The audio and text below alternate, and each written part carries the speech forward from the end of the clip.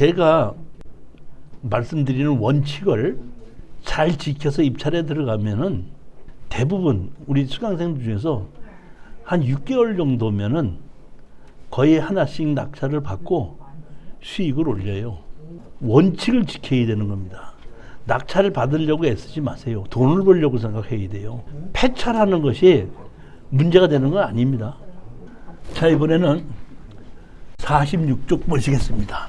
제주지방법원의 2024 6252 임의 경매입니다. 제주도에 있는 땅에 건물은 매각처이고 토지만 경매로 나왔습니다. 사실 제주도에 지금 부동산이 상당히 많이 하락을 해서 좀 이게 어렵지 않을까 이렇게 생각을 하기도 했는데, 사실은 지금 여유가 있으시다면은 제주도에 사놔도 돼요. 지금 하락했을 때 제가 보기엔 지금 최대로 하락이 된 걸로 봅니다. 그러면 제가 이것을 그 정도 하락을 했는데도 불구하고 추천을 했는데, 자 보시겠습니다. 감정 가격이 얼마죠? 3억 4천이 지금 얼마죠? 1억 1,800인지 34%까지 하락을 한 겁니다. 여기 토지가 얼마죠? 169평이죠. 169평에 제가 알고 있기로는 그냥 대지로 집이 지어져 있는 동네는 기본이 200만 원 정도는 가는 걸로 알고 있습니다. 물론 지금 가격이 하락을 하다 보니까 그런 정도에 내놔도 매매는 잘 안 되고 있습니다. 그거는 맞습니다. 근데 제가 이거를 여러모로 보고 있다가 이것도 수익을 올릴 수 있겠다 이렇게 판단한 겁니다. 자 보십시오. 여기 대지가 세 필지입니다. 세 필지고 여기 보면 주택 창고 있는데 뭘로 돼 있죠? 매각 제외 이렇게 돼 있습니다. 그러니까 땅만 낙찰을 경매로 진행되고 건물은 매각 제외로 돼 있습니다. 자 보십시오. 여기 보면은 물건 번호 2번, 3번, 4번, 1번, 5번 이렇게 돼 있죠. 물건 번호 1번하고 5번은 이미 낙찰이 됐습니다. 그러면 2번, 3번, 4번이 지금 돼 있는데 청구 금액이 얼마나 하면은 보십시오. 청구 금액이 9억 6,300만 원이에요. 이게 뭐 때문에 이렇게 된다는 건, 그러니까 한 사람이 물건을 5개를 전부 다 경매로 집어넣은 겁니다. 집어넣고 2개는 낙찰이 됐고 3개는 지금 남아있는 것 중에서, 그 중에서 건물은 매각제외 토지가 있는 거 지금 34%까지 떨어진 걸 제가 이걸 하나를 고른 겁니다. 뭔가 봤더니 제가 왜 이걸 골랐냐면은, 자 보십시오. 피보존 권리, 재산 분할권 청구권을 했고 채권자 양도가 이런 말 했다가 가처분 했다가 이걸 취소시켰죠. 제가 보니까 배우자가 그 재산권 분할로 해갖고 가처분 해놨다가 그 자기 재산권 분할 그 판결문 받은 거 가지고 5개의 건물을 집어넣어갖고 9억 얼마로 판결문 받은 거를 9억 얼마로 가지고 집어넣은 겁니다. 그러니까 총 재산이 있는 거를 제가 보기에는 판결문 받아서 부부인데 재산 분할권 청구해갖고 아마 법원에서 배우자한테 9억 얼마를 줘라고 판결을 된 것 같아요. 그러다 보니까 가처분 해놨다가 기한 경매로 바로 들어와 버린 겁니다. 이게. 그러면 여기서 보면 강제경매 결정이 이렇게 돼 있죠. 보면 이게 양누가 이제 그 배우자가 했던 것이 결정한 겁니다. 그렇게 해가지고 제가 보기에는 이렇게 이거 받아갔으니까 이게 돼 있죠. 그러면 다른 거는 그냥 전이고 임야죠. 그렇죠? 그러면 여기 한 사람이 여기서 살고 있죠. 다 자기 돈 재산권을 다 집어넣는데 여기서 있는 사람은 9억 몇 천을 다 뺏겨야 돼? 아니면 자기가 살고 있는 집은 버텨야 돼?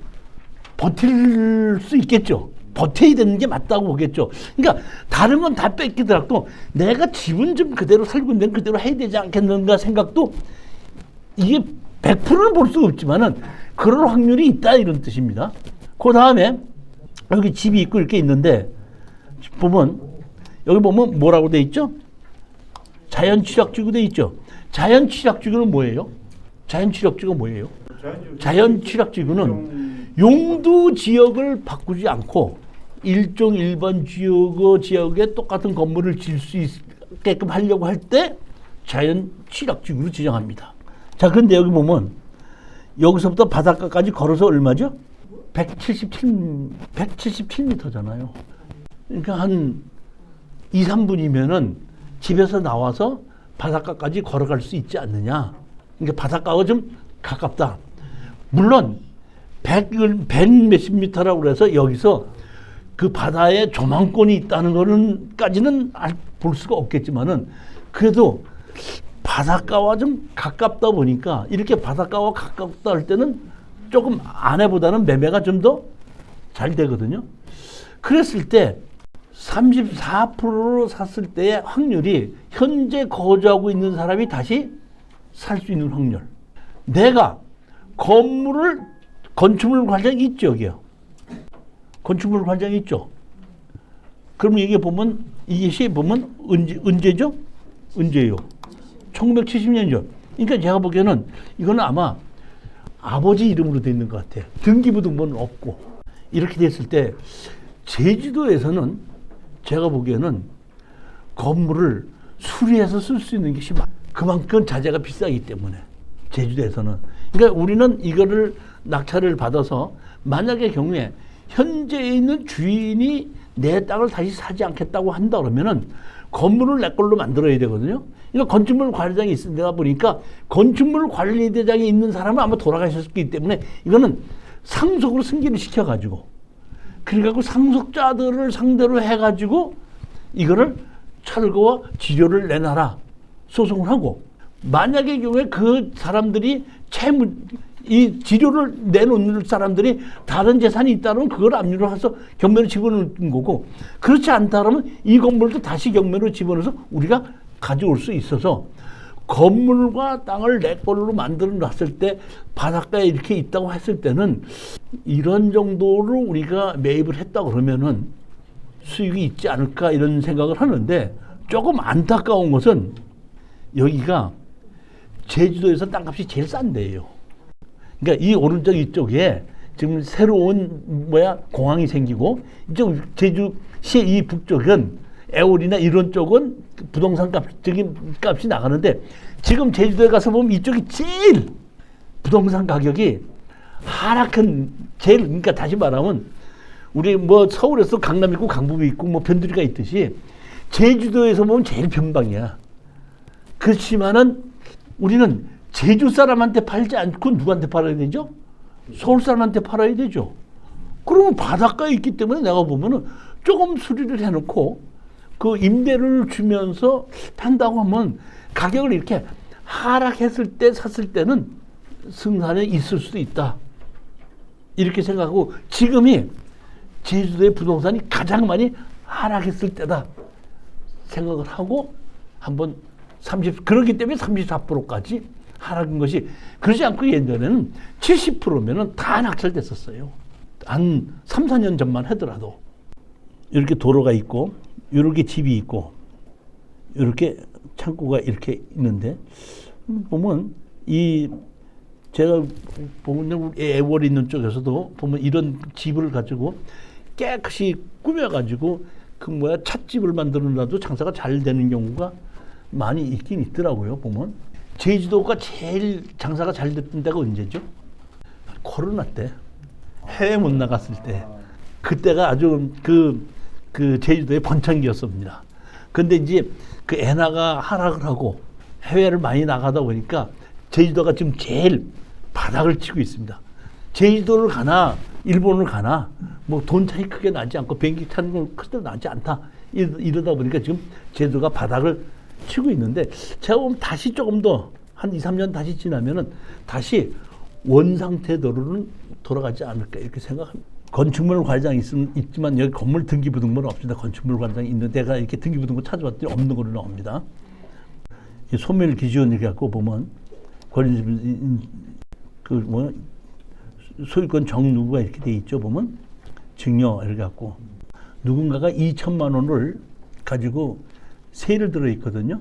그런데 내가 보니까 뭐라고 했냐면 이게 600만 원의 월세, 이제 연세로 살고 있다가 경매로 진행되니까 2천만 원으로 해가지고 고쳐갖고 지금 신청을 했어요. 그러니까 이 사람이 이제 경매로 신청했는데 여기 보면 배당 요구를 했죠. 배당 요구를 한 것은 기준 권리보다 배당 요구가 늦었다고 하더라도 소액 임차인은 보면 그 밖의 지역은 7,500만 원이면 최우선으로 먼저 변제를 해주지 않습니까? 그러다 보니까 여기 제주도에 여기 이 사람이 2천만 원에 돼 있다고 하더라도 낙찰을 해서 배당으로 받아가는 것이지 낙찰될 때 돈으로 받아가지는 않다 이런 뜻입니다. 그러니까 이렇게 세입자가 일부 있는데 이것이 일부 있는 것이기 때문에 주인이 내 땅을 다시 살 수도 있고 그렇지 않을 수도 있다 이런 뜻입니다. 여기 보시게끔 되면 뭐라고 나와 있죠? 건물 중 동쪽 방에 임차하여 이렇게 돼 있죠. 방을 하나 임차를 해갖고 연세 600만 원에 살고 있는데 이렇게 경매가 진행되다 보니까 이 사람이 2천만 원을 신청한 겁니다. 그러니까 내가 보면 여기 살고 있는 사람하고 같이 해가지고 2천만 원 신청해갖고 어떻게 하지 않을까 이렇게 보는 건데 제가 보기엔 그것도 그거지만은 여기 살고 있는 그 주인은 웬만하면 이 자리에서 그대로 살려고 하지 이사를 가지 않지 않겠는가 싶은 생각이에요. 뭐냐면 지금 보면 이 사람이 재산이 엄청 많죠. 그렇게 재산이 없고 가난한 사람이 아니라는 뜻이에요. 보면 여기도 소장 이렇게 하나를 집어넣은 것이 제가 있습니다. 그래갖고 여러분 보면 이걸 나홀로 소송을 했을 때 건물 철거하고 나가라, 철거하고 나갈 때까지 지료를 달라 이렇게 소장을 낼 수 있는 것을 하나 제가 내용은 강제죠. 그 표시를 잘못해서 그런 거예요. 자, 59쪽 보시겠습니다. 7번째 물건입니다.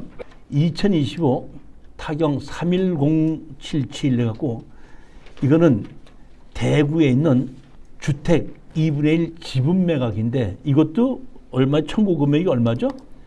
1,000만 원입니다. 1층에는 지분권자의 모친이 거주하고 있고 2층에는 대항력이 없는 임차인이 거주하고 있습니다. 취하 가능성도 있고 취하하지 않을 수도 있습니다. 1층하고 2층이고 여기 대지가 2종 일반 주거지역으로 되어 있습니다. 126.7점 60.35 해갖고 지분 매각입니다.